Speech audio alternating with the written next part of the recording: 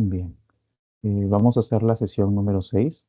Ok. En este caso ya tengo sus respuestas del pretest. Tengo solo dos respuestas. Y bien, voy a compartir pantalla. Entonces, bien. Solo para confirmar que acá tengo las respuestas del pretest. Ok, acá salen dos respuestas. Y bien, al final de la sesión vamos a ver cómo es que podemos resolver esas preguntas, ¿no? Bien. Vamos a hablar entonces sobre la segunda parte de los parásitos que afectan al sistema gastrointestinal. Recuerden, ¿no? Ya vimos los parásitos que afectan el tracto gastrointestinal, pero la primera parte, ¿no? Que son los coccidios intestinales, ¿no? El Cryptosporidium, Cyclospora y el Cistoisospora, que son tres. Ahora nos va a competir ver a las amebas intestinales. Y ahora recuerden los conceptos básicos, porque no todos los parásitos van a ser patógenos. Recuerden que hay parásitos que tienen una relación comensal con el ser humano. Y acá vamos a ver varios de ellos. ¿Ok? Vamos a nombrarlos y vamos a estudiarlos. En este caso, ¿por qué vendría a ser importante conocer esto, no? Porque recuerden, en los conceptos básicos también les decía, de que unas especies de parásitos, que pueden ser de la misma especie, obviamente, ¿no? Para que sean morfológicamente iguales, al compartir esa morfología, pueden confundirse el uno con el otro. Por ejemplo, un parásito A es igual morfológicamente que un parásito B. Sin embargo, A es patógeno y B es comensal. Entonces, ¿cómo yo lo diferencio, por ejemplo? ¿No? Ahí vendría, por ejemplo, técnicas como el PCR, ¿no? Para poder diferenciar cuál es cuál y a ver si le doy tratamiento o no, por ejemplo, ¿no? En este caso, ese ejemplo que yo les acabo de dar entra en este grupo de parásitos, las amebas intestinales, ¿no? La ameba A, que es patógena, vendría a ser la entamoeba histolítica, mientras que la ameba B vendría a ser la entamoeba dispar. ¿Ok? Ambos van a ser morfológicamente iguales, sin embargo, la histolítica este, va a ser patógena, mientras el que la dispar va a ser comensal. Pero bien, sigamos. Bien, las amebas intestinales, ¿no? Como son de este, generalidades, ¿no? Van a tener que ser endoparásitos, recuerden, ¿no? Los endoparásitos no son lo mismo que los ectoparásitos. Recuerden que los ectoparásitos van a ser aquellos que se van a desarrollar por fuera del hospedero, por fuera del hospedero. Por ejemplo, las pulgas, por ejemplo, los ácaros, ¿no? Etcétera, etcétera. Pero luego tenemos los endoparásitos. Estos van a tener que estar dentro del organismo del ser humano para poder desarrollarse. Sin embargo, recuerden, ¿no? Que existen dos tipos de endoparásitos, los facultativos y los obligados. Los facultativos, cuando no es necesario, o sea, que estén ahí al 100% y los obligados es que sí o sí van a necesitar, por ejemplo, del ser humano. Los facultativos pueden tener, por ejemplo, pueden vivir al aire libre, por ejemplo, mientras que los obligados necesitan del hospedero sí o sí para poder desarrollarse. Ahora, son amebas, es decir, son protozoarios, recuerden. Y si son protozoarios, solo tienen un núcleo. Son eucariotas y por lo tanto son unicelulares. Ahí no hay pierde, chicos. No hay pierde. Si les hacen una pregunta, por ejemplo, de, de relación, ¿no? Siempre hacen relación, ¿no? Por ejemplo, si les sale amebas unicelulares, esa es la respuesta correcta, ¿no? Esa es la respuesta correcta. Si les sale amebas pluricelulares, ya saben que no lo es, porque los amebas son protozoarios y los protozoarios son unicelulares, solo tienen un núcleo en este caso. ¿Ok? Bien. Algunos casos son de igual morfología, es lo que yo les comentaba, ¿no? La entamoeba histolítica va a ser de igual morfología que la entamoeba dispar. Y la entamoeba histolítica es patógena, altamente patógena. No solo se queda a nivel intestinal, sino que puede, vía sanguínea, vía hematógena, ir hacia otras partes del cuerpo, hacia otras vísceras importantes. Mientras que el entamoeba dispar viene a ser un parásito comensal, es decir, se va a beneficiar, sí, del ser humano, del hospedero, sin embargo, no le va a causar daño, ningún daño posible, o sea, es comensal, ¿ok? Y bueno, relación parasitaria y comensal, como les mencionaba, ¿no? La parasitaria, pues tenemos a entamoeba histolítica, tenemos a entamoeba coli, a veces solo en un inmunocomprometidos, y ahí es donde quiero que ustedes tengan énfasis. Yo en el libro, había leído, y es verdad, está en el becerril, está en el botero, que la entamoeba coli causa enfermedad a los inmunocomprometidos. Sin embargo, también en la teoría les mencionan de que el entamoeba coli es un parásito oportunista o que simplemente es comensal también. Por lo tanto, habría que fijarnos también en, más que nada, o valernos por la información que nos den en las clases teóricas, ¿no? Y como les mencionaba, en este grupo vamos a ver tanto de relación parasitaria que ejercen daño sobre su hospedero como de relación comensal donde no ejercen daño. Tiene trofozoitos y quistes. Ahí debería decir trofozoitos, ¿ok? Trofozoitos y quistes van a ser los únicos estadios evolutivos de estos parásitos. Acá tampoco hay pierde. Recuerden, trofozoitos y quistes. Por ejemplo, si yo les menciono taquizoitos en una pregunta de relación, ¿no? Ameba intestinal, taquizoitos, ustedes saben que no es así porque taquizoitos pertenece a Toxoplasma gondii, chicos. Y así tienen que saber qué estadios evolutivos tiene cada uno de los grupos de los parásitos. Por ejemplo, si yo les digo coccidios quistes, recuerden que también es falso, porque los coccidios tienen ooquistes. Aunque no crean, esa diferencia puede valerles una pregunta y ustedes tienen que tenerlo más que claro. ¿Ok? Entonces, las amebas intestinales van a tener trofozoitos y van a tener quistes. ¿Ok? No ooquistes, no taquizoitos, ¿ok? Y mucho menos trofozoitos flagelados, porque recuerden que si les sale trofozoitos flagelados, ustedes al instante, ¿no? Al toque están pensando en Naegleria fowleri. Recuerden que tiene un estadio intermediario entre el trofozoito y el quiste, ¿no? Que es del trofozoito flagelado. Y bien, estas generalidades, ¿no? Es de la familia Entamoeba, ¿ok? Es del género Entamoeba. Ahí tenemos a la Entamoeba histolítica. Luego también está el género Endolimax con especie enana, ¿ok? Y el Iodamoeba, que es el género, ¿no? Con su especie Burchi, ¿no? Que vienen a ser estos dos últimos, ¿no? El Endolimax nana y el Iodamoeba burchli vienen a ser comensales netamente.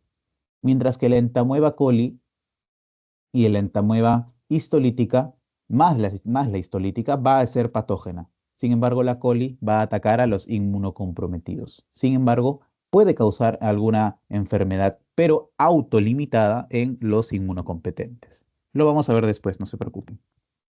Y bien, estos van a ser los parásitos que vamos a ver. ¿Ok? En principio, la entamoeba histolítica, que es la más importante, quiero que acá ustedes tengan en cuenta esto, es la más importante porque va a ser la más patógena.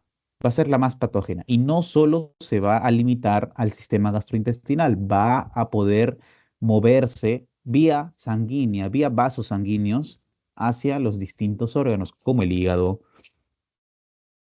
como el pulmón, como el cerebro en algunas ocasiones. O sea, es altamente patógena, lo vamos a ver. E incluso también puede consumir en su recorrido a glóbulos rojos. Estos puntitos negros que se ven acá realmente son glóbulos rojos. Son glóbulos rojos dentro de su citoplasma. ¿Ok? Dentro de su citoplasma. Luego tenemos el Endolimax nana, que es un poco más tranquilo, ¿no? Porque viene a ser un parásito comensal, ¿no? Y finalmente el Iodamoeba burchli, que también es un parásito comensal. Vamos a ver qué diferencias morfológicas tiene cada uno de ellos, no se preocupen, no se preocupen.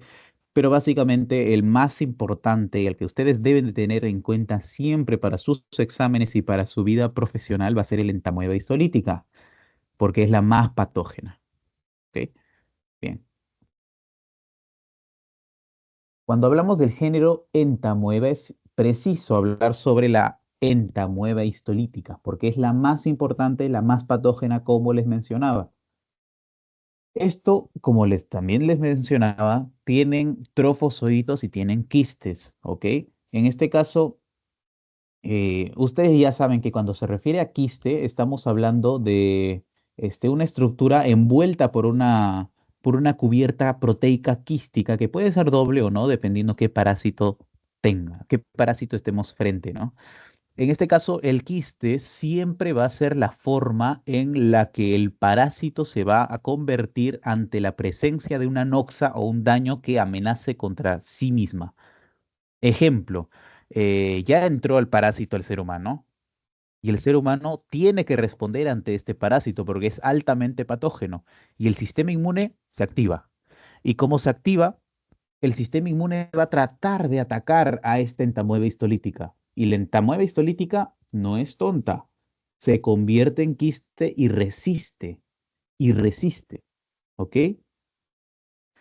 Pero por otro lado tenemos el trofozoito, que cuando no hay ninguna noxa en el exterior, el sistema inmune ya lo dejó de atacar, ya burló los mecanismos de protección del sistema inmune.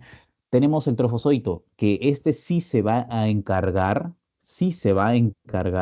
de proliferar, de dividirse y de moverse, de ejercer toda la patogenia que ustedes se ven, de que ustedes pueden creerlo, ¿ok?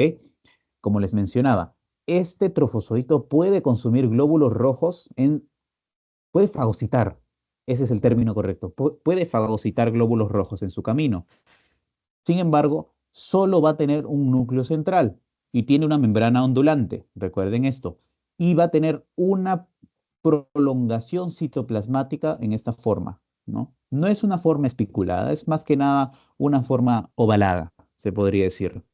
¿No? Una forma ovalada. Y acá en esta imagen que lo vemos mejor, ¿no? Estos puntos negros vienen a ser los glóbulos rojos que este trofozoito ha fagocitado en su camino, ¿ok? Mientras que este circulito que vemos acá, esta bolita que vemos acá con el punto al centro que viene a ser su nucleosoma, viene a ser el núcleo, ¿ok? Esta es la membrana ondulante que vamos a ver y finalmente la prolongación citoplasmática que pueden tener también, ¿no? Que es clásico de entamoeba histolítica y vamos a ver por qué, ¿ok? Porque esto, incluso esto lo puede diferenciar de la entamoeba coli. Es por eso que quiero que lo tengan en claro. La membrana ondulante, los glóbulos rojos dentro y el núcleo que es central, ¿no? Con su nucleosoma dentro. Luego el quiste, que ya sabemos para qué sirve, ¿no? Que va a tener cuatro núcleos. Tiene que tener cuatro núcleos para poder invadir al ser humano, porque el quiste también se considera el estadio infectante para el ser humano. Como vemos acá, tiene cuatro núcleos, ¿no? Uno, dos, tres, cuatro. Y este es importantísimo, los cuerpos cromatoidales. Los cuerpos cromatoidales, chicos, van a tener una forma de barra. Deben de tener sí o sí la forma de barra para poder ser entamoeba histolítica. ¿Por qué? Porque vamos a ver que la entamoeba coli tiene cuerpos cromatoidales también, sin embargo, tienen forma de astilla y así lo vamos a poder diferenciar. Los de entamoeba histolítica van a tener forma de barra, como ven acá. ¿Sí? Eso es lo que los va a diferenciar. La forma de la barra de los cuerpos cromatoidales, que acá son en forma de barra, perdón, la forma de los cuerpos cromatoidales que los diferencien, perdón, que acá en entamoeba histolítica es forma de barra y en entamoeba coli es forma de astilla. En estas imágenes vemos un quiste inmaduro. Ahora, ¿este quiste va a poder infectar al ser humano? No. ¿Por qué? Porque tiene una barra cromatoidal, pero no está tan visible, tan formada y solo tiene un núcleo, entonces no va a poder invadir al ser humano. Pero por otro lado tenemos este, que ya está un poco más maduro, ¿no? Tenemos tres núcleos y tenemos barras cromatoidales por acá. Le faltaría solo un núcleo más para poder convertirse en un quiste invasivo, pero que ya está a punto de serlo, pues, ¿no? Y entonces hay que tener mucho cuidado acá porque este parásito es patógeno, altamente patógeno, ¿ok? Porque va a producir la amebiasis, que es la tan temida amebiasis, ¿no? que no solo se limita a nivel gastrointestinal, sino que puede penetrar los vasos sanguíneos y puede migrar hacia distintas partes del cuerpo, distintas vísceras, como el pulmón, el hígado, más que nada, el absceso hepático que puede producir, e incluso el cerebro. Bien, este viene a ser el ciclo biológico. Es básico, ¿no? Porque recordemos, ¿no? Que va a necesitar un hospedero definitivo, que en este caso va a ser el ser humano. El ser humano va a ser el único hospedero que va a poder tener la mayoría del, bueno, básicamente todo el ciclo de la entamoeba histolítica. Se va a poder reproducir, etcétera, etcétera. Y acá lo importante es que el parásito no va a tener tal cual una reproducción sexual. Acá el parásito, la entamoeba histolítica y lo que vamos a ver después, no tienen reproducción sexual, no hay macho y hembra, no hay dimorfismo sexual, tampoco hay, como quien decir, un estadio que se le considera adulto. Entonces, ¿por qué se le llama definitivo, Diego, no? Si tú me dijiste que en los, en los conceptos generales que el hospedero definitivo era el que albergaba los estadios adultos del parásito o que albergaba el ciclo sexual del parásito. Entonces, este no se debería considerar el hospedero definitivo. Esta es una de las pocas excepciones que hay, porque el hospedero definitivo en este caso va a ser el que va a albergar a la fisión binaria del parásito. Este parásito no va a hacer fecundación, no se va a reproducir per se, sin embargo, va a ejercer fisión binaria para poder multiplicarse. Y es esto lo que alberga el ser humano y es por eso que se le considera el hospedero definitivo, aparte de que no tiene como tal lugares donde poder desarrollarse, ¿no? Recordemos también, como les mencionaba, no hay fecundación, pero sí división binaria y maduración en el ser humano. Como hay maduración, como el quiste empieza desde tener un núcleo y va madurando hasta tener cuatro núcleos y los cuerpos cromatoidales en forma de barra, pues el ser humano se le considera como hospedero definitivo. El estadio infectivo también, en este caso, tiene que ser tetranucleado, como vemos acá, ¿no? Los quistes maduros tienen que tener uno, dos, tres, cuatro núcleos para poder ser ingeridos y poder infectar al ser humano. Si es que no pasa, pues simplemente no va a infectarlos. Y ahora, a nivel de las heces, e incluso si nosotros, no, bueno, a nivel de las heces vamos a encontrar en este caso a los quistes. A los quistes. Sin embargo, no va a ser la única forma en la que nosotros vamos a poder diagnosticarlo. No va a ser la única forma, porque recordemos, a nivel del colon va a traspasar los vasos sanguíneos, como vemos acá, ¿no? Traspasa el trofozoito y lo único que queda son los quistes que al final se botan por las heces. Sin embargo, estos trofozoitos pueden ir, por ejemplo, al hígado, pueden ir al pulmón y en casos puede ir al cerebro. Por ejemplo, lo más clásico que hace la entamoeba histolítica es un absceso hepático, perdón. Y como hace un absceso hepático a este nivel, si le sacamos, por ejemplo, una biopsia pequeña, vamos a encontrar los trofozoitos. Por eso los trofozoitos también se consideran los estadios diagnósticos. ¿Ok? Diagnósticos. Pero si les preguntan, por ejemplo, ¿qué votan por las heces? Un hospedero que ya se ha contagiado con entamoeba histolítica, ¿qué votaría por las heces? ¿O qué esperaría usted encontrar por las heces? El quiste tetranucleado. Es lo que usted esperaría, lo que ustedes esperarían, ¿no? Y bueno, tiene reservorios, en este caso no pierden su efectividad, sin embargo, no se desarrollan, recuerden esto, no pierden efectividad, no se desarrollan ni un poco. Por lo tanto, no se les puede considerar un hospedero como tal definitivo o intermediario. Podría ser un hospedero reservorio, pero hoy en día se les nombra tal cual reservorio. Hay hospedero paraténico, hay hospedero intermediario, hospedero definitivo y hospedero reservorio, que ahora solamente se les llama reservorio, ¿no? No hay maduración del parásito ni fisión binaria acá en estos reservorios. Y bueno, finalmente también tiene vectores mecánicos.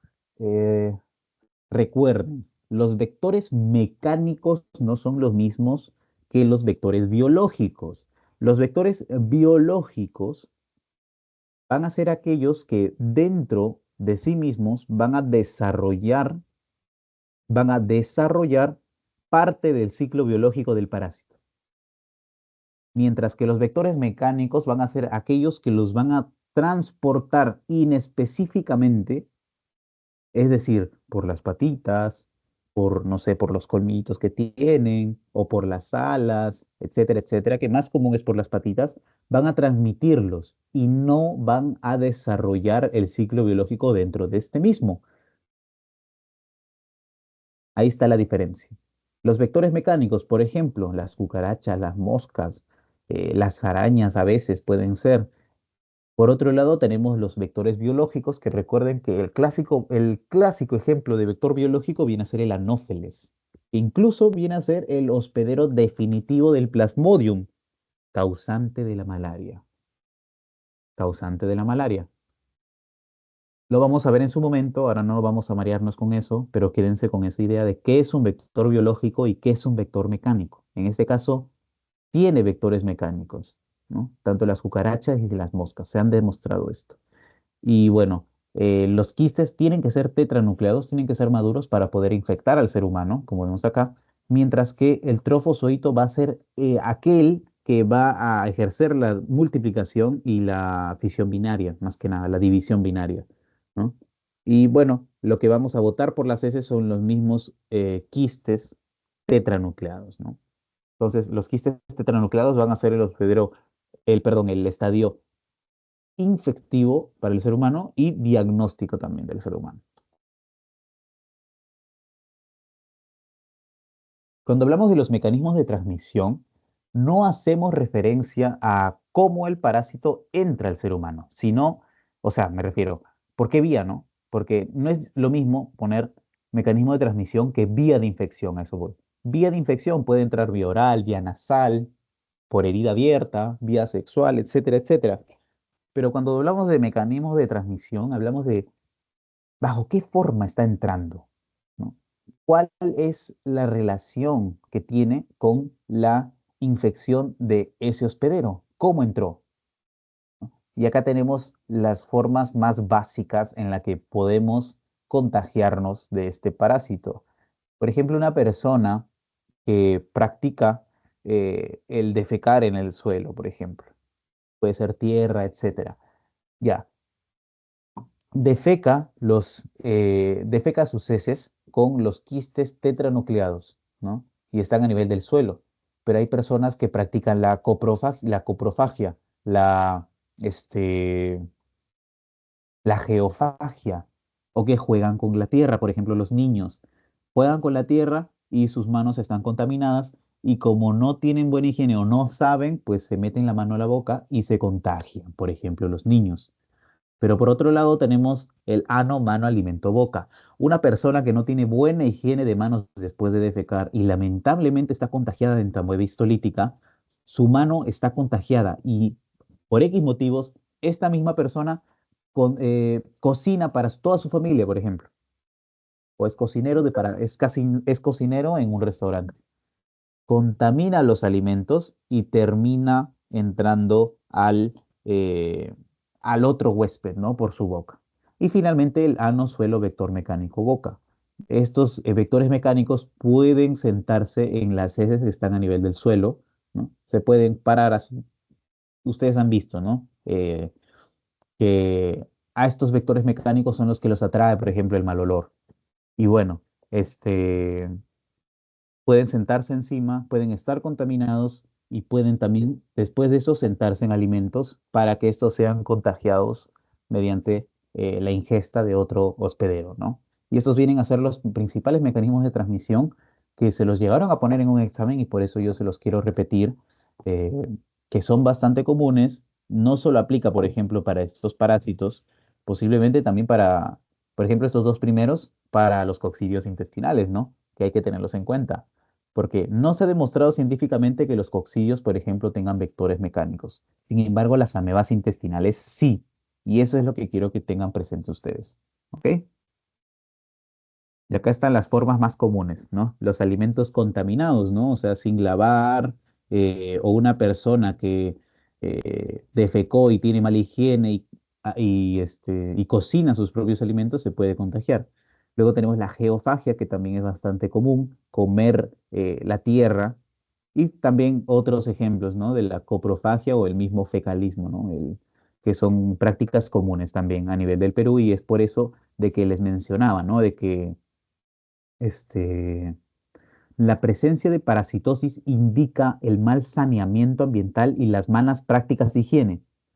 Es por eso que se le considera un problema de salud pública las parasitosis, y le compete no solo al sistema de salud, sino también al sistema de educación. Es un trabajo multidisciplinario erradicar las parasitosis, ¿no? Es un trabajo multidisciplinario. Bien,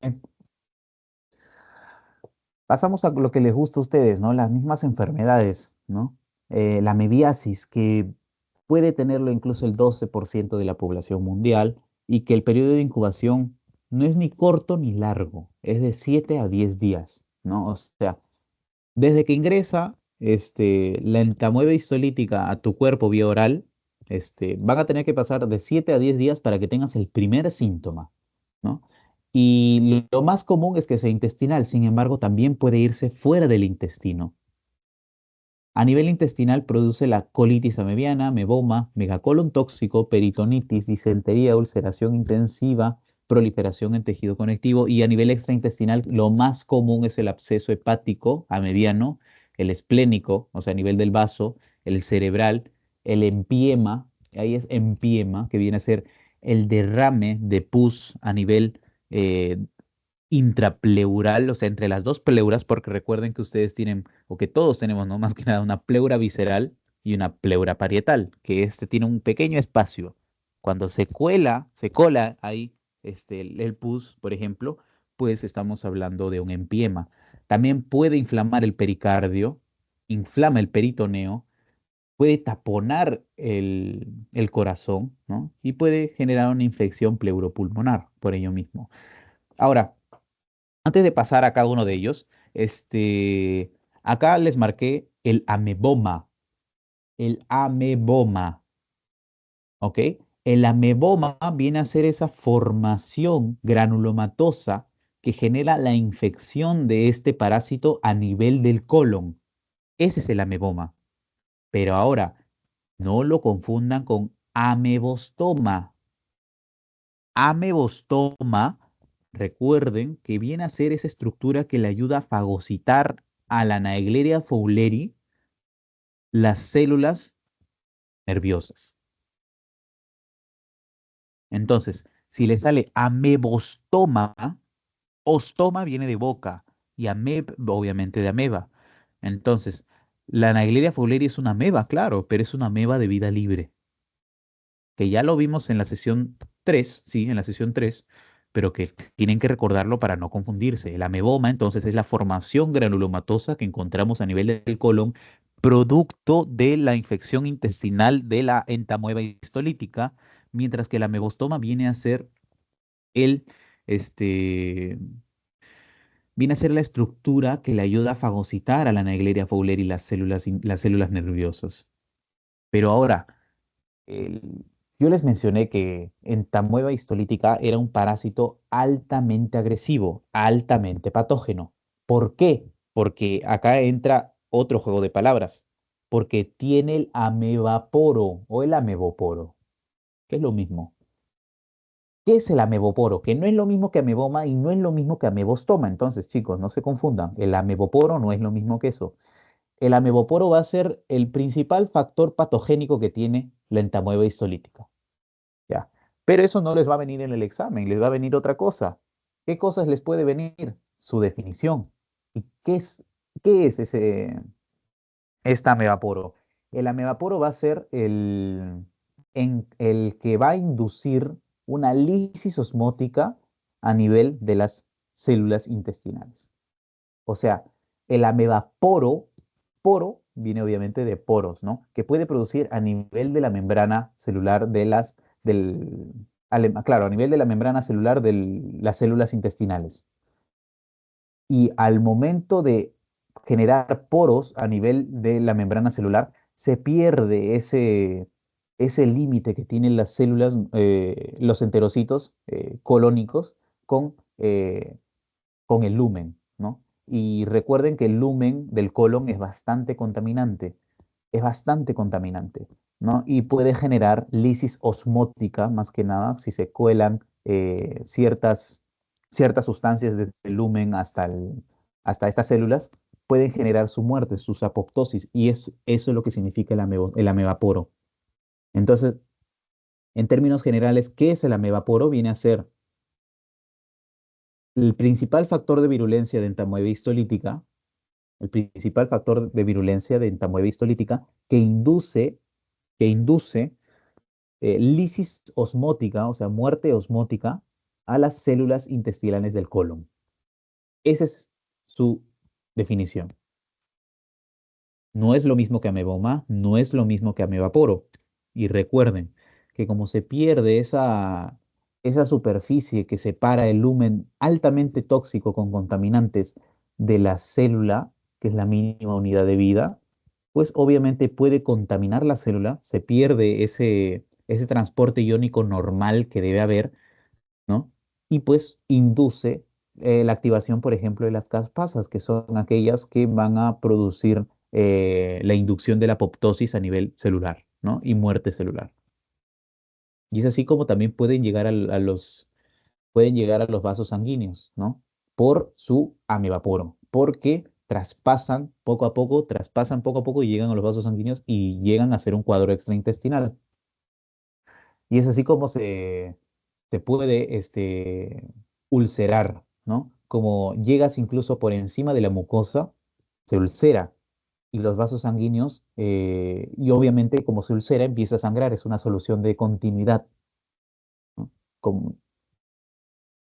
Pero este viene a ser un cuadro bastante importante, el megacolon tóxico, que tiene varias teorías y la más acertada viene a ser de que la misma inflamación por la entamoeba histolítica es capaz de generar mediadores inflamatorios que también pueden servir como un dilatador intestinal y como dilata a nivel del colon, por eso se le llama megacolon. El colon está dilatado y es tóxico, entonces se va a ver dilatado a nivel, por ejemplo, de una radiografía, ¿no? Y bien, básicamente todo esto se va a producir por el cuadro o por las consecuencias que tiene el amebaporo, ¿no? El amebaporo. Pero por favor no nos confundamos ameboma con amebaporo con amebostoma. Ya les mencioné que era cada uno de ellos, ¿ok? Y bueno, el absceso hepático mediano, yo se los puse acá en negrita, porque el absceso hepático mediano viene a ser la complicación más común por amebiasis, perdón. Es la complicación más común. La vamos a encontrar en la mayoría de pacientes. ¿Por qué? Porque la amebaporo hace que este parásito sea muy agresivo y llegue a otras partes del cuerpo que no sean el intestino, ¿no? Porque ya previamente lo infectó. Entonces, para que sea extraintestinal, tuvo que ser intestinal previamente. No se olviden de eso. ¿Ok? Hay un orden en esto. Y bien, recuerden, ¿no? Más que nada que que el hígado es una superficie lisa, y vemos acá cómo lo va destruyendo poco a poco, formando estas cavidades, ¿no? Puede inflamar a nivel del peritoneo y puede causar también daños acá a nivel, y que se pueden ver a nivel de la tomografía, ¿no? Axial. ¿Y cómo nosotros lo vamos a diagnosticar entonces? La vamos a diagnosticar en principio dividiendo, ¿no? La amebiasis intestinal de la amebiasis extraintestinal. Y cuando hablamos de intestinal, recuerden el ciclo biológico que les mencionaba, ¿no? El ciclo biológico es importantísimo acá. ¿Por qué? Porque la amebiasis intestinal, recuerden de que a nivel de las heces vamos a encontrar a los quistes tetranucleados. Y entonces, ¿le puedo pedir examen de heces? Pues claro que sí, mediante un método directo y exámenes adicionales. El coproparasitológico es el más común para encontrar estos quistes tetranucleados. Y como métodos adicionales tenemos la colonoscopía, el rectosigmoidoscopía, que en este caso confirma el daño, ¿no? pero recordemos que a este nivel podemos encontrar, sí, algunos quistes que estén por salir, ¿no? Básicamente por las heces. Sin embargo, también podemos ver a lo que son los trofozoitos, ¿no? Los trofozoitos. Acá en el examen coproparasitológico, netamente voy a ver al quiste tetranucleado. Sin embargo, acá en esos dos puedo ver los dos. Y ahora, imaginemos que es un cuadro grave, o sea, es un cuadro crónico, no solo grave, es crónico. Ya no vamos a encontrar una amebiasis intestinal, sino que vamos a encontrar un absceso hepático, vamos a encontrar un absceso cerebral, encontramos una infección pleural, tenemos un empiema, etcétera, etcétera. Pues entramos ya a amebiasis extraintestinal, ¿no? Y tenemos más que nada métodos indirectos. ¿Por qué no directos? Porque ya no estoy eliminando nada por las heces, chicos, porque ya es netamente extraintestinal. Y como métodos indirectos más comunes, vamos a tener a la ELISA, la inmunofluorescencia indirecta, que son los más eh, sensibles, ¿no? Para poder diagnosticar este parásito. Sin embargo, también podemos pedir imagenología, ¿no? Como la placa radiográfica, el ultrasonido y la tomografía axial computarizada. Que si bien es cierto, la placa radiográfica se puede pedir como primer herramienta, ¿no? Diagnóstica de imagen, no es tan sensible para poder diagnosticar, por ejemplo, un absceso hepático, ¿no? Así de simple. Sin embargo, tenemos la tomografía axial, que esto seguramente han visto, ¿no? Esas imágenes en rebanaditas de sushi, ¿no? Que están así en forma transversal al cuerpo, ya. Eso sí es más sensible para el diagnóstico de una amebiasis extraintestinal, por ejemplo, de un ameboma, ¿no? O por ejemplo, pero perdón, no, del ameboma no, por ejemplo, de un absceso hepático, ¿no? Un absceso pulmonar, etcétera. Mientras que el ultrasonido sí nos puede ayudar, claro, por ejemplo, en el caso de que haya un empiema, ¿no? Porque recuerden, ¿no? Que el empiema viene a ser ese pus a nivel del espacio pleural, pues, ¿no? Del espacio pleural. Y si bien es cierto, puedo utilizar una placa radiográfica o una tomografía axial, sin embargo, tienen que tener un volumen bastante elevado para poder diagnosticarlo. Se dice, ¿no? Que para que este empiema pueda ser diagnosticado vía radiográfica se necesita por lo menos más de 150 mililitros de derrame pleural, más que nada. Igual de la tomografía. Sin embargo, si ese empiema es menos, por ejemplo, unos 50 mililitros o unos 20 mililitros, el ultrasonido nos va a ayudar bastante. Por eso les pongo los tres, más que nada, ¿no? Y entonces, qué muestras puedo pedir o debo pedir, ¿no? Y ustedes ya lo saben, ¿no? Más que nada ya les acabo de decir, ¿no? ¿Y cómo puedo prevenir la mebiasis? Que en este caso la biopsia intestinal puede ser una muestra que debo pedir. El suero, más que nada, en métodos indirectos, la sangre y las heces, en caso solo sea una mebiasis intestinal. Porque no le voy a pedir en una mebiasis extraintestinal examen de heces, ¿no? La sintomatología es la que manda, recuerden, chicos. Ahora, ¿puede tener una mebiasis intestinal y a la par una mebiasis extraintestinal? Sí, claro. Y ahí la clínica es la que manda. Le tomo un examen de heces, le tomo un examen corporal citológico, pero por X motivos no me sale nada, pues le tomo una ELISA, ¿no? Porque si estoy sospechando en ese parásito, pues debo tomarle un ELISA, ¿no? Y obviamente la imagenología, ¿no? Y entonces, ¿cómo puedo prevenir la mediasis? Ahí va de la mano con el ciclo biológico que anteriormente se los dije, ¿no? El ciclo biológico va a sacar absolutamente todos los datos necesarios para ustedes poder deducir cómo son las respuestas, ¿no? Si ya sabemos cómo el ser humano se contagia y ya sabemos qué es lo que nosotros eliminamos y cómo eliminamos, ¿no? Por ejemplo, en este caso, se contagia por el consumo de quistes tetranucleados y eliminamos por las heces los quistes tetranucleados también. ¿Cómo lo prevengo?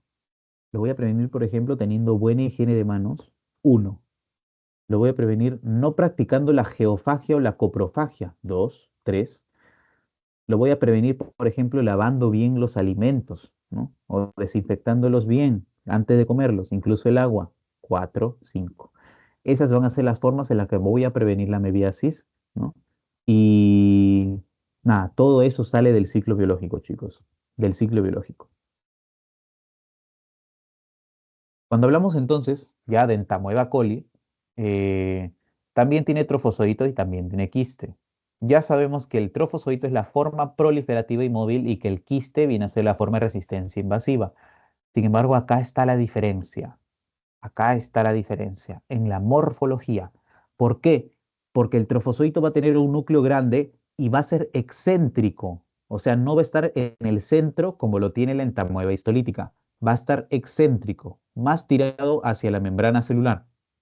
¿Tiene una membrana ondulante? Sí. Sin embargo, los pseudópodos no son largos. No son largos como lo tiene la entamoeba histolítica. Vemos este pseudópodo chiquito, grueso, ancho, corto, ¿no? Estos son los pseudópodos que tienen Tamoeba coli, además obviamente de su núcleo excéntrico, ¿no? De su núcleo excéntrico. Ahora, el quiste, como les mencionaba, la barra cromatoidal son en forma de astilla, no en forma de barra como la tiene la entamoeba histolítica. Y ahí es donde quiero que ustedes tengan presente esto, porque sí se los van a poner en el examen como tal, porque son cosas que los pueden confundir y son preguntas bastante válidas también en sus prácticas también. El quiste en este caso va a tener hasta 8 núcleos cuando está maduro, ¿no? En este caso son maduros, ¿no? Pero puede tener hasta 8 núcleos cuando está maduro y a veces se pueden ver, otras veces no se pueden ver, dependiendo más que nada de la coloración, ¿no? Pero ahí no vamos a ahondar. En este caso, puede presentar hasta 8 núcleos cuando está maduro y los cuerpos cromatoidales van a ser en forma de astilla. Como ven ahí, tienen la forma puntiaguda, ¿no? A nivel de los extremos. Parecen como si fueran unos taquizoitos de Toxoplasma gondii, pero están ahí. Y eso es lo que quiero que comprendan, ¿no? Que comprendan. Y acá hay que tener mucho cuidado también porque puede ser patógena, sí, pero solo en inmunodeprimidos. Sin embargo, también puede causar un cuadro autolimitado en inmunocompetentes. ¿A quién me refiero por inmunodeprimidos? Me refiero, por ejemplo, a aquellos pacientes que toman algún medicamento que es inmunodepresor, como por ejemplo aquellos que tienen un tratamiento corticoide, aquellos que están siguiendo la quimioterapia o tienen un tratamiento antitumoral, ¿no? Aquellos que recientemente han sido trasplantados de algún órgano eh, o aquellos que son VIH positivo. Que recuerden que el VIH, cuando ya está incluso en su etapa SIDA, es altamente inmunodepresor y es acá donde entran las enfermedades oportunistas como la candidiasis, toxoplasmosis, etcétera, etcétera, etcétera, ¿no? Etcétera, etcétera, etcétera. Más que nada, ese viene a ser el parásito, ¿no? Para que los tengan en cuenta. Ahora, no se olviden de esto, por favor. La diferencia del trofozoito entre E. coli con de E. histolítica es que E. coli tiene pseudópodos anchos y cortos y E. histolítica tiene pseudópodos largos. Recuerden, un pseudópodo largo tiene. Ahora, el núcleo del trofozoito de E. coli es excéntrico, va a irse hacia la periferia. Sin embargo, el de E histolítica va a irse hacia el centro, o sea, es central. Y ahora, el quiste puede tener hasta 8 núcleos, sin embargo, el de E. coli, ¿no? Sin embargo, el de E histolítica puede tener hasta 4 núcleos. Los cuerpos cromatoidales de E. coli son en aspecto de astilla, ¿no? Puntiagudos a nivel de los extremos, mientras que los de E. histolítica son en forma de barra, no son puntiagudos en los extremos. Y esa es su diferencia. Y bien, en este caso el ciclo biológico va a albergar más que nada los de Entamoeba histolítica, el Endolimax nana y el Iodamoeba butchley, ¿no? Que van a ser más que nada, perdón, amebas intestinales que van a tener el mismo ciclo biológico, ¿no? Que en este caso el hospedero definitivo sigue siendo el hombre, el estadio infectivo también tiene que ser el quiste. Y finalmente el estadio diagnóstico, lo que nosotros vamos a votar a nivel de las heces van a ser trofozoitos y quistes, como vemos acá, ¿no? Eh, ya adentrándonos un poco más en Tamoeba coli, ¿no? Recuerden que el quiste puede tener hasta 8 núcleos, sus barras cromatoidales van a ser en forma de astilla, el netrofozoito, el núcleo va a ser excéntrico, los pseudópodos van a ser anchos y cortos. Y bueno, ¿cómo nos vamos a contagiar en este caso? De igual forma, ¿no? La vía va a ser oral. Si nosotros lo sacamos o expulsamos los quistes y trofocitos a nivel de las heces, pues nos vamos a contagiar de todas estas formas. Consumo de agua, alimentos contaminados, con quistes maduros, fecalismo, geofagia, coprofagia, que son las más comunes, que son las más comunes. Y bien, ¿tiene clínica? En inmunocompetentes puede tenerlo, sí. Sin embargo, en inmunocomprometidos tiene cuadros diarreicos más que nada. Hay proceso inflamatorio de la mucosa colónica, sí, que puede causar todos estos síntomas, ¿no? El dolor abdominal, flatulencia, el tenesmo. El tenesmo también es bastante común, ¿no? El tenesmo son incluso sin haber comido previamente, porque hay un reflejo en el que comes y a los 30 minutos es más que nada nervioso, ¿no? Un reflejo nervioso en el que comes y a los 10, 20 minutos sientes ganas de ir al baño. Sin embargo, acá, cuando no has comido previamente, tienes tenesmo, tienes ganas de ir al baño, tienes ganas de empujar para botar algo. Sin embargo, no hay nada. Tiene, tiene síntomas autonómicos, ¿no? Como las náuseas, los vómitos, ¿no?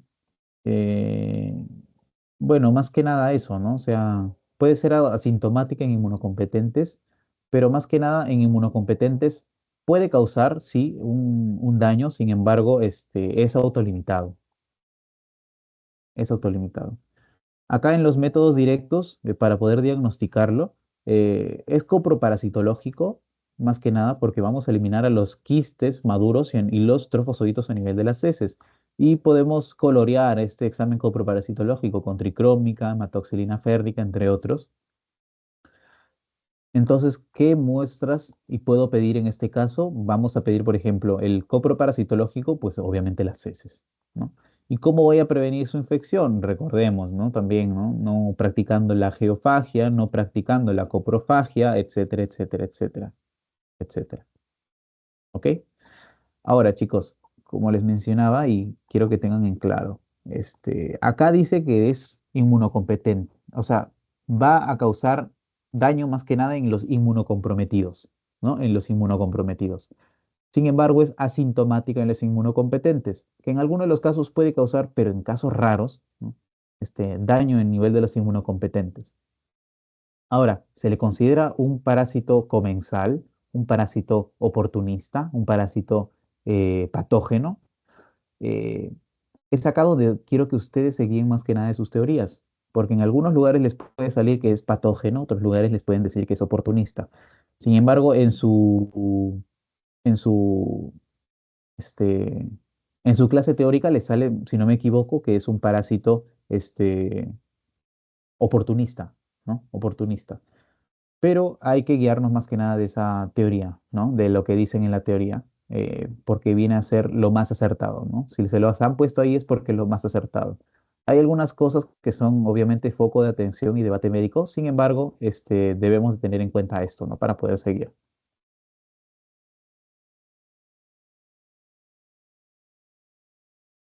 Ya. Hay que hablar de Endolimax nana, que viene a ser más que nada igual a la Entamoeba coli, ¿no? La Entamoeba coli. Y acá donde quiero que haya más atención, chicos, es a nivel de la morfología, de la morfología. ¿Por qué? Porque aparte de que este parásito es comensal, la morfología va a ser importantísima. En este caso, el trofozoito va a tener un núcleo grande e irregular como una mancha. Esa viene a ser la forma del Endolimax nana, ¿no? Del Endolimax nana. Tiene una membrana que no es tan ondulante, no tiene pseudópodos como tiene la entamoeba coli y la entamoeba histolítica, y es así como la podemos diferenciar, ¿no? Por el núcleo grande que tiene, que como vemos es excéntrico, ¿no? Se va hacia la periferia y es irregular este núcleo, o sea, no tiene una forma como tal, es como una mancha, como dice acá. Pero por otro lado tenemos a Endolimax nana en su forma quística, que viene a ser este tetranucleado con cariosoma grande y como una mancha. Y lo importante acá es que no tiene barras cromatoidales. Por lo tanto, si veo un quiste tetranucleado, si veo a un quiste tetranucleado, debo buscarle las barras cromatoidales sí o sí, porque si es que en caso tiene barras cromatoidales, pues estoy pensando en entamoeba histolítica, porque también tiene cuatro núcleos, es patógena, ¿no? Tiene un coriosoma grande y pues tiene barras cromatoidales. Sin embargo, el Endolimax nana no tiene barras cromatoidales, pero sí tiene los cuatro núcleos y tiene el cariosoma grande. Es así como lo podemos diferenciar. Ya ven acá, chicos, que la morfología es bastante importante para poder diferenciarlos. Es muy importante la morfología acá, ¿ok? Y el diagnóstico de igual forma, ¿no? Como estamos eliminando vía las heces, los quistes y los trofosoditos, porque tienen el mismo ciclo biológico que E. coli, pues le pido un examen coproparasitológico y lo coloreo de igual forma, ¿no? Y entonces, ¿cómo voy a prevenir su infección? Recuerden siempre, y acá es donde quiero que les tengan en claro, si es que yo les pongo estas mismas preguntas a cada rato es porque quiero que ustedes tengan en cuenta eso, porque aunque crean que sean unas preguntas bastante comunes, bastante simples o bastantes que no van al caso, ustedes piensan eso, sin embargo les preguntan eso y son las preguntas que más fallan a nivel del ciclo, ¿no? Y es por eso que no quiero que ustedes sean los que fallen esas preguntas porque son las más fáciles y se les va medio punto o un punto ahí, ¿ok?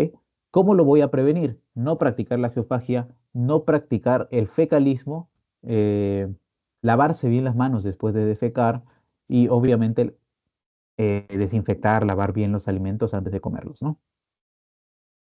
Estos vienen a ser los parásitos, recuerden, cuatro núcleos, cuatro núcleos, pero no tiene barras cromatoidales, como lo tiene en Tamueva histolítica, ¿ok?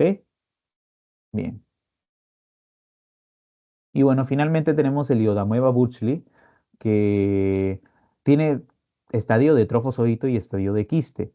Eh, Acá de igual forma, lo importante es la morfología. ¿Por qué? Porque también es comensal. Pero ¿cómo diferencio entonces entre tantas amebas comensales que tenemos? La Iodamoeba burchley va a tener, en el caso del quiste, porque el quiste es lo que más se va a ver, una vacuola gigante de colágeno, como vemos acá. Es mononucleado, pero el núcleo es excéntrico por esta vacuola gigante que tiene, como vemos acá, ¿no? Este moradito viene a ser su núcleo, mientras que esta vacuola grande blanca que tiene, media azulada, viene a ser el colágeno, ¿no? El colágeno. Ahora, eh, eso es lo que más vamos a ver, ¿no? Porque a nivel del trofosodito vamos a encontrar un núcleo grande, irregular, como una mancha, ¿no? Como vemos acá. Incluso vemos también su vacuola de colágeno, sin embargo, es más chiquito, ¿no? Más chiquito.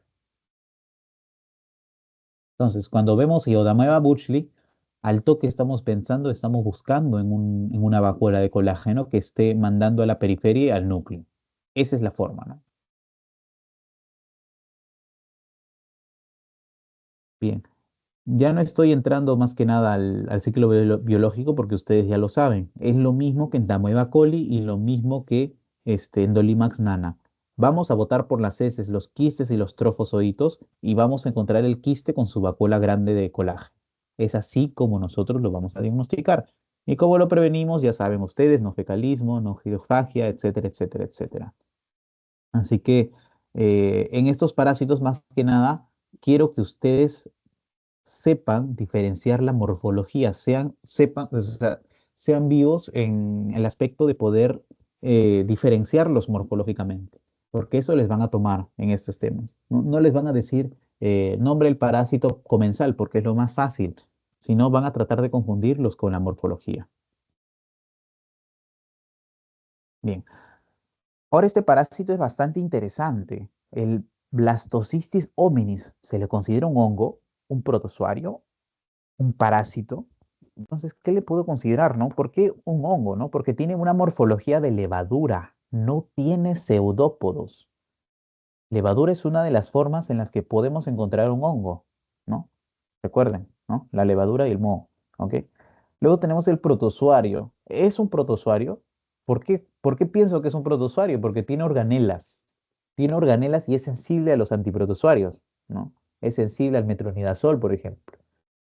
Ahora, ¿por qué también pienso que es un protozoario? Porque es un unicelular. Solo tiene un núcleo, ¿no? Obviamente. Bueno, perdón, tiene un núcleo, por lo tanto es eucariota, ¿no? Eh, pero lo importante acá, lo interesante es que es anaerobio. anaerobio, es decir, necesita que en el ambiente donde se esté desarrollando no haya oxígeno. Y donde no hay mucho oxígeno, por ejemplo, a nivel del colon, ¿no? El Blastocystis hominis se va a encontrar más a nivel del colon. Y, por ejemplo, si ustedes lo ponen en un ambiente donde hay oxígeno, pues obviamente lo va a dañar. Tiene que haber un ambiente sin oxígeno para poder desarrollarse. Sin embargo, cuando haya oxígeno a nivel del ambiente, pues no va a desarrollarse e incluso puede morir, ¿no? Y también es sensible más que nada a los cambios en la tonicidad del entorno. Se refiere a los electrolitos, ¿no? Si estén a nivel del lumen, ¿qué tan sensible es a nivel del sodio, que es extracelular, por ejemplo? ¿No? Si está dentro, por ejemplo, sensible al potasio, que es intracelular, etcétera, etcétera. Esa es la tonicidad, más que nada. Eh, y estas van a ser las 5 formas en las que podemos encontrar al Blastocystis hominis. La forma quística, la vacuolar, la mitótica y la granular y la ameboide. Lo más común es que nosotros vamos a encontrar la forma vacuolar. Es lo más común, la forma vacuolar. Y este viene a ser más que nada el estadio diagnóstico. Podemos encontrar colado una forma granular, una forma beboide o un mitótico o quístico, sí, pero lo más común es la forma vacuolar, que como vemos tiene una vacuola gigante, gigante, que manda a la periferia, más a la periferia, los núcleos. Uno, dos, tres, cuatro núcleos. Y es así como lo vamos a ver, ¿no? Es así como lo vamos a ver. Esta viene a ser una forma vacuolar, como vemos acá, ¿no? Una forma vacuolar. Incluso esta también que manda los núcleos a nivel, por fuera, ¿no? A nivel de la membrana, los está empujando. Y el Blastocystis hominis es importante. ¿Por qué? Antes de pasar a la transmisión, quiero comentarles esto. El Blastocystis hominis es foco de atención de la investigación actualmente. Y ahora, ustedes se preguntarán obviamente por qué, ¿no? Eh, Es foco de atención de investigación porque Blastocystis hominis tiene un montón de cepas. Tiene varias cepas. Algunas de las cepas pueden causar daño por sí mismas al hospedero, que es el ser humano. Puede causar un cuadro diarreico, etcétera. Sin embargo, la gran mayoría viene a ser comensal. Y ahora, hay varias personas que tienen cuadros agregados. No solo una persona puede tener blastocystis hominis y está exenta de tener, por ejemplo, una entamoeba histolítica o una entamoeba coli.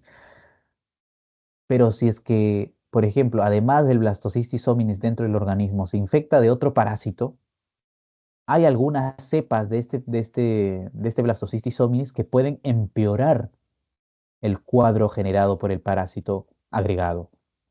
Sin embargo, entre ese grupo es más común ver eh, que ese parásito agregado se ve autolimitado por el Blastocystis hominis.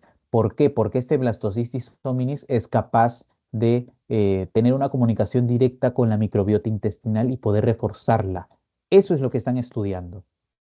O sea, ¿de qué forma usar el Blastocystis hominis para favorecernos? ¿No? ¿Cómo el Blastocystis hominis nos favorece? Eso es lo que quieren estudiar.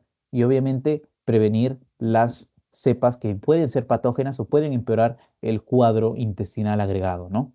Eso es lo interesante de Blastocystis hominis. Es una investigación actual, pero que es necesario que ustedes lo sepan, ¿no? Y bien, ya hablando más que nada de la transmisión, recuerden, ¿no? Vamos a encontrar los quistes en el material fecal, ¿no? Y por lo tanto, nos vamos a transmitir mediante estas formas, ¿no? Como el fecalismo y los alimentos y aguas contaminadas. Es lo más básico, ¿no? Lo que vamos a encontrar en todas las amebas intestinales, ¿no? En todas las amebas intestinales, incluso en los coccidios intestinales que vimos en la semana pasada. Ahora, este parásito, este Blastocystis hominis, tiene gran cantidad de reservorios. Eso es lo interesante. No solo es el hombre, porque no se va a desarrollar, recuerden, sino también animales de granja, también roedores, cerdos, peces, monos e incluso cucarachas. Pueden ser los reservorios del Blastocystis hominis. ¿Ok? La gran mayoría tiene un cuadro agregado de Blastocystis hominis. La gran mayoría. Ahora, por ejemplo, ¿será este Blastocystis hominis el responsable de que el cuadro agregado o la parasitosis agregada a esta persona se autolimite? o se empeore, eso es lo que se quiere estudiar, ¿no? Eso es lo que se quiere estudiar. Y bueno, como les mencionaba, la epidemiología, el 25% de las muestras con parasitosis intestinales. Como les mencioné, es bastante común tener a Blastocystis hominis. Como ven, un cuarto de la población que tiene parasitosis eh, tiene agregado a esta, a este Blastocystis hominis, y es mucho más común en países en vías de desarrollo por las mismas formas de transmisión, ¿no? Como fecalismo, alimentos y aguas contaminadas. Y bueno, también hay algunas cepas que pueden afectar a inmunodeprimidos, por ejemplo, más que nada los VIH positivos, y depende del subtipo. Ese es lo interesante, el subtipo. Hay subtipos que son buenos, hay subtipos malos, hay subtipos que son meh, etcétera, etcétera, etcétera. ¿Ok? Bien. ¿Y cuál va a ser la clínica entonces? En inmunocompetentes es autolimitado e inespecífico, o sea, puede pasar como una diarrea de 1 o 2 días, puede tener vómitos también de 1 o 2 días y dolor abdominal, ¿ok? Pero en inmunocomprometidos puede causar diarrea crónica, compromiso de estado general, como pierdes agua a nivel de la diarrea, estás perdiendo peso constantemente, pierdes peso, pierdes volumen, y como pierdes volumen, tienes una hipovolemia que puede llegar al shock y la muerte en caso obviamente no se trate, eh, que es menos común obviamente que produzca una muerte por shock hipovolémico, porque actualmente ya se conoce cómo es la forma de patogenia, ¿no? Y se trata de dar toda la ayuda posible a estos pacientes, ¿no? En los inmunocomprometidos, especialmente a los VIH positivos. Como vemos acá, ¿no? Una forma mitótica interesante, ¿no? Que tiene el parásito. Acá una forma granular también tenemos el parásito, y acá la forma vacuolar. Esas son las formas que vamos a encontrar a nivel de las heces, que son bastante comunes realmente y que deben tenerlo en cuenta. Que si les va a venir en un examen de práctica, lo más común es que le venga la forma vacuolar. La forma vacuolar. Y bien, ya para terminar tenemos el ciliado intestinal, ¿no? Este viene a ser el último parásito, no se preocupen. El ciliado intestinal es comensal en el colon porcino, o sea, en el colon del cerdo. No le va a ejercer daño, no le ejerce daño. Y es similar a la mebiosis intestinal, sin embargo, no produce lesiones extraintestinales. ¿Por qué? Porque este ciliado intestinal no tiene el factor de virulencia llamado amebaporo, que sí tiene la entamoeba histolítica. Por eso es que la entamoeba histolítica daña los vasos sanguíneos y va hacia la sangre para llegar hacia otras partes del cuerpo. Sin embargo, acá este ciliado intestinal no puede porque no tiene la amebaporo. ¿Ok? Y entre el ejemplo de ciliado intestinal, que va a ser el único, no se preocupen, es el Maliantidium coli, que tiene trofozoitos. En este caso, acá hubo un error, es más, lo voy a corregir, porque siempre se debe corregir, pues, ¿no? Trofozoitos. Ok. Cuando hablamos de los trofozoitos, en este caso siempre vamos a estar al frente de la forma proliferativa y móvil. Sin embargo, acá lo común y que nos va a diferenciar de los otros parásitos previamente mencionados va a ser el micro y el macronúcleo. El micro y el macronúcleo. El micro y el macronúcleo chiquito. Micro y macro. Micro y macro. En tanto el quiste y el tanto el trofozoito.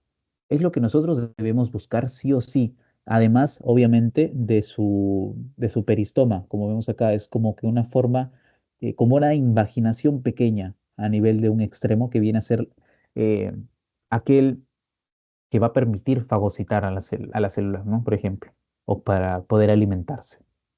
Eso es lo que debemos encontrar.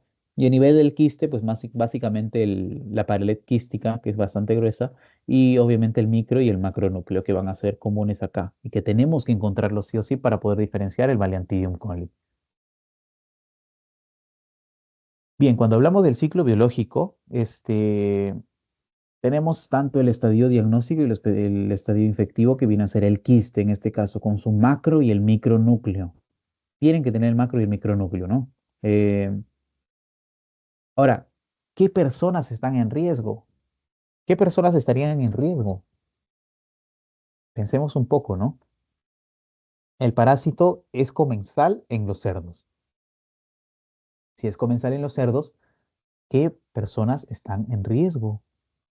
Los que crían cerdos, por ejemplo. cuando hagamos un serum, por ejemplo, vamos a encontrar personas que crían cerdos, más que nada. Que no solo crían cerdos, crían vacas, por ejemplo.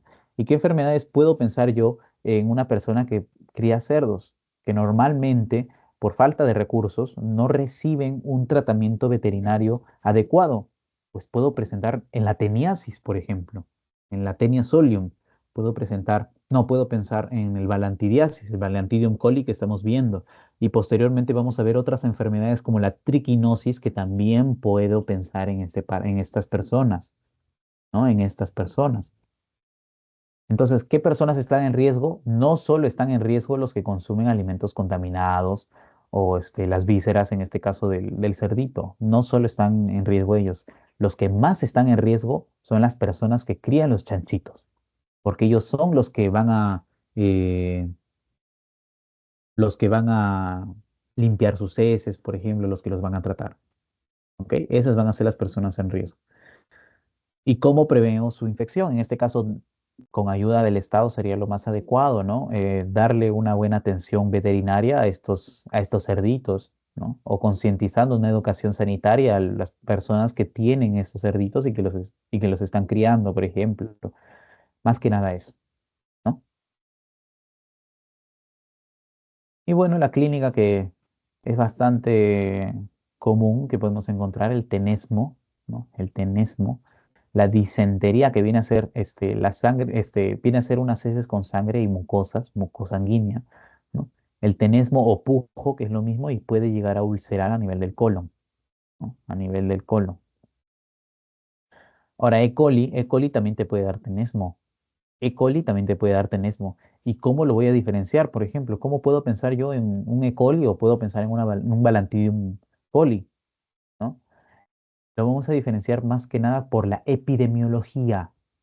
E. coli, E. coli no se relaciona a los chanchos. Si estamos, por ejemplo, a nivel del Serum, estamos en un pueblito alejado a nivel de la sierra, a nivel de Ancash, Huánuco, Puno, etcétera, y nos dice que tiene tenesmo, tiene unas heces que salen con sangre, salen con moco, pues estamos pensando más que nada en un cuadro de balantidiasis, porque nos dice que cría cerdos, pero en caso estamos en la costa, por ejemplo, o en un lugar donde no es bastante común criar cerdos, pues, y aparte, obviamente, aparte, obviamente, el paciente nos refiere que no cría cerdos, pues vamos a adentrarnos más a nivel de E. coli, por ejemplo. Pero en este caso, la epidemiología también es importante preguntarle. Puede llegar a ulcerar incluso, o sea, esto es grave, puede llegar incluso estas úlceras a perder sangre continuamente, o sea, obviamente no en masivas cantidades, sino crónicamente perder un poquito de sangre, poquito de sangre, poquito de sangre. Y eso puede llegar a generar anemia en el paciente. Que recuerden que somos una población bastante anémica, que incluso ha llegado a los niños menores de 5 años, ¿no? Es bastante preocupante. Y este viene a ser más que nada el colon que puede llegar a ulcerarse, ¿no? Y puede llegar a hacer pérdidas de sangre continuas, crónicas, que pueden llegar eh, a, obviamente, cuadros graves en el paciente, ¿no? Incluso este colon viene a ser una perforación, ya obviamente post-mortem, ¿no? Que se conoce como colitis fulminante, ¿no? Daña tanto el colon que obviamente el paciente puede llegar a morir, ¿no? Y cómo es básicamente la patología, ya estamos acabando, chicos, que bueno, va a empezar más que nada que a nivel del colon perdón, a nivel del intestino delgado se tiene que desenquistar este parásito, ¿no? Se tiene que desenquistar hasta llegar a trofozoitos y son estos trofozoitos que llegan al colon. Y como los trofozoitos son los que se multiplican, llegan al colon y se ponen en contacto con la mucosa para agruparse en colonias de trofozoitos, como vemos acá, con su micro y macronúcleo, no se olviden de eso, ¿no? Y son estos los que ejercen la acción lítica a nivel del colon, que pueden llegar a penetrar la mucosa y generar ulceraciones también. Y no solo a nivel de la mucosa de ese lugar, sino la mucosa de prácticamente todo el colon, generando el colon fulminante, ¿no? Pero también esta ulceración puede puede haber una infiltración celular en la periferia, ¿no? La lisis va a ser favorecida por el movimiento mecánico del trofozoito y por la secreción de la hialuronidasa, porque recordemos que este viene a ser un espacio extracelular, ¿no? O sea, no es dentro de la célula. Y esta matriz extracelular, entre sus tantas proteínas de soporte que tiene, tenemos el ácido hialurónico. Y este parásito, este trofozoito, tiene la hialuronidasa, aquel que va a escindir, aquel que va a romper al ácido hialurónico y por lo tanto generar cuadros de mayor gravedad, ¿no? Y el diagnóstico, pues por métodos directos, el coproparasitológico, y entonces eso es lo que vamos a ver, ¿no? Y hay que tener mucho cuidado hay que hacer diferencial, o sea, un diagnóstico diferencial con amebiosis más que nada. Con la amebiosis porque recuerden que la amebiosis puede limitarse a nivel intestinal, claro, y podemos confundirnos con una balantidiasis. Sin embargo, la epidemiología es la que manda. ¿En qué pienso, por ejemplo, en una persona que yo ya estoy en el serum, ¿no? ¿En qué pienso en una persona que cría chanchos? Voy a pensar en una balantidiasis. Pero si estoy en la costa y me refiere a los mismos síntomas, pienso en una amebiosis intestinal solo, que no se ha ido al extraintestinal, por ejemplo. El diagnóstico diferencial es bastante importante. ¿Y cómo prevengo su infección? Recuerden que les mencionaba, ¿no? O sea, darle un buen tratamiento veterinario a los cerditos, desinfectarlos, desparasitarlos, etcétera, etcétera. Darles una buena educación sanitaria a los dueños, ¿no? Darles recomendaciones, ayuda social, etcétera, ¿no? Esa viene a ser la forma en la que vamos a prevenir su infección. Y bien, esta es la bibliografía. Espero que haya quedado todo claro. Y bien, más que nada para tener una idea del examen de post-test, ¿ok? Del pretest. En este caso, para reforzar, ¿no? Más que nada, dice, respecto a amebas intestinales, nos pide marcar lo correcto. ¿Ok? Y como nos pide marcar lo correcto, entonces vamos a quitar lo que es incorrecto, obviamente, ¿no? Dice que ninguno es comensal. O sea, las amebas intestinales, ninguno es comensal, todos producen patogenia. No, el único patógeno es E. histolítica y E. coli en inmunocomprometidos. ¿Ok? Luego nos sale que entamoeba histolítica es la ameba que produce cuadros clínicos en todas las personas, sin importar la fortaleza de su sistema inmunológico. Recuerden que E. coli ataca principalmente a los inmunocomprometidos. ¿Ok? Que ataca principalmente a los inmunocomprometidos. Entonces, esto es falso. El estadio infectivo de entamoeba histolítica es el quiste trinucleado, no, es el quiste tetranucleado. Tiene que ser tetranucleado para poder infectar al ser humano. ¿Ok? Luego nos dice, no nos pueden indicar un mal saneamiento ambiental, ya que el mismo clima les permite existir y es algo que no podemos controlar. Esto es falsísimo. Recuerden que toda parasitosis nos indica un mal saneamiento ambiental. Ahí es contradictorio, ¿no? Y bueno, finalmente dice la mebiasis intestinal se da por entamoeba histolítica, bien, y puede diseminarse vía sanguínea a órganos extraintestinales como el pulmón, hígado, corazón y rara vez al cerebro. Esto es correcto, verdadero. Recuerden que puede penetrar a los vasos sanguíneos y llegar a vía hematógena mediante su amebaporo. Es lo más primordial que ustedes deben conocer. Luego nos dice, muestras que debo pedir para el diagnóstico de mebiasis, excepto, ¿puedo pedir biopsia intestinal? Claro, puedo ver los trofosoditos ahí. Puedo pedir sangre, claro, para un método indirecto.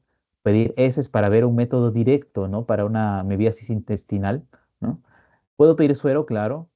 Puedo pedir sangre y luego concentrarlo hacia suero, claro que puedo pedirlo, pero no puedo pedir líquido cefalorraquídeo porque no es algo que ataque realmente al sistema nervioso central. Es raro que llegue al sistema nervioso central, ¿ok? Lo más común es que llegue al hígado, al pulmón e incluso al corazón, pero es raro que ocurra a nivel del sistema nervioso central. Y mucho más raro, incluso nunca se ha visto casos donde llega a nivel de los ventrículos cerebrales e interfiere con el correcto paso, por ejemplo, del líquido cefalorraquídeo. Por lo tanto, el diagnóstico de mebiasis no se pide con una muestra de líquido cefalorraquídeo. Luego en el Endolimax Dana nos dice marcar lo correcto. Entonces dice que no indica mal saneamiento o higiene porque es de vida libre y la vamos a encontrar en el medio ambiente. Obviamente es falso. Es falso. Tiene que estar dentro del ser humano para poder desarrollarse. O sea, es obligado, ¿no? Y nos va a indicar un mal saneamiento, claro, porque recuerden que vamos a eliminar los quistes y los trofosoditos a nivel de las heces del Endolimax nana. Por lo tanto, sí nos indica un mal saneamiento la presencia de esta parasitosis. Luego nos dice que solo posee estadio infectivo de quiste, el cual no tiene barras cromatoidales como los quistes de Entamoeba coli. En este caso, no solo posee estadio de quiste, recuerden que también tiene trofozoito, y es acá donde si solo hubiera dicho posee estadio infectivo de quiste, tal, tal, tal, tal, ahí sí sería verdadero. Sin embargo, dice que solo posee estadio de quiste, por lo tanto es falso. ¿Ok? Hervir el agua o cocinar los alimentos no van a desparasitar la comida, ya que son multiresistentes. Esto es falso. Estos parásitos no son multiresistentes, ¿no? Son sensibles y debemos cocinar. Es una forma para poder prevenir las parasitosis, ¿no? Y finalmente, no se elimina ningún estado por las heces, ya que solo salen por la orina al invadir el aparato genitourinario. Esto no tiene nada que ver. No tiene nada que ver. ¿Y qué nos queda? Tiene una relación comensal con el ser humano, no ejerce enfermedad sobre él. Es lo básico que ustedes deben de saber de Endolimax nana. No ejerce enfermedad sobre el ser humano. Luego nos sale, ¿cómo diferencio entamoeba histolítica con entamoeba coli en un examen directo? Dice, no se puede diferenciar por examen directo, mejor hacer PCR para detectar su DNA. Falso. No estoy hablando de entamoeba histolítica con entamoeba dispar. Ahí sí voy a necesitar un PCR porque son morfológicamente iguales. Acá no, no son morfológicamente iguales, las podemos diferenciar. Acá dice, los trofozoitos de E. coli son tetranucleados y los de histolítica son mononucleados. Los trofozoitos de E. coli pueden llegar hasta tener 8 núcleos, no se olviden, mientras que los de E. histolítica tienen que tener 4 núcleos. ¿Ok? Son tetranucleados, acá está falso. Luego nos dice que se tiene que hacer un proceso exhaustivo de sedimentación durante días para poder diferenciarlos. Esto es falsísimo también. Sería algo ilógico seguir haciendo un proceso de sedimentación para poder diferenciarlos cuando solo por un examen coproparasitológico los puedo diferenciar. Luego dice, por el tamaño, E. histolítica es unicelular, mientras que E. coli es un cúmulo de células. No, ambos son protozoarios, ambos son unicelulares, chicos. ¿Y qué nos queda? Los quistes de E. coli tienen cuerpos cromatoidales con aspecto de astilla, sí recuerden, mientras que los de E. histolítica son de forma de barra alargada. ¿Ok? Son de forma de barra alargada. Esa es la diferencia y lo que quiero que ustedes tengan en cuenta. Y bueno, finalmente, respecto a Balantidium coli, ¿no? Marcarlo incorrecto, ¿no? Marcarlo incorrecto, ¿ok? Tanto el quiste como el trofozoito tienen macro y micronúcleo en su morfología. Dicha característica es distintiva y hace un diagnóstico diferencial con otras infecciones. Esto es verdadero. Tanto el quiste y el trofozoito tienen micro y macronúcleo y es esto lo que nos va a hacer diferenciar, ¿no? Con otras infecciones como la mebiosis intestinal sola, ¿no? Luego nos sale que el quiste es estadio infectivo y diagnóstico a la vez. Ok, esto es verdadero. El quiste va a ser el que nos va a infectar. Sin embargo, es el que nosotros vamos a también estar eliminando a nivel de las heces, por el cual nosotros tenemos que tener cuidado con eso. Luego nos dice que una forma de prevenir la infección por Balantidium coli al tener un buen saneamiento ambiental, una forma de prevenir la infección por Balantidium es tener un buen saneamiento ambiental y una correcta higiene de manos. También eso es verdadero. Eso se repite básicamente en toda la sesión. Produce una infección zoonótica también. Recuerden que es un parásito comensal a nivel del cerdo, del colon del cerdo. Por lo tanto, nosotros nos vamos a contagiar por este cerdo. Por lo tanto, se le considera zoonótico. Y finalmente dice que es un ciliado intestinal de las ratas, entonces es probable contagiarnos si hay presencia de ratas en el medio ambiente donde vivimos. Esto es falso, porque recuerde que les mencionaba que este ciliado intestinal va a ser propio del cerdo, no de las ratas. Por lo tanto, nos piden marcar lo incorrecto y esta vendría a ser la respuesta incorrecta de la quinta pregunta, ¿no? Del test que nosotros hacemos. Y bien, como ya tengo sus respuestas, entonces dejo de compartir y nada, esperando a que hayan entendido el tema, cualquier cosa, nos estamos viendo la siguiente semana. ¿Ok? Chao chicos, nos vemos.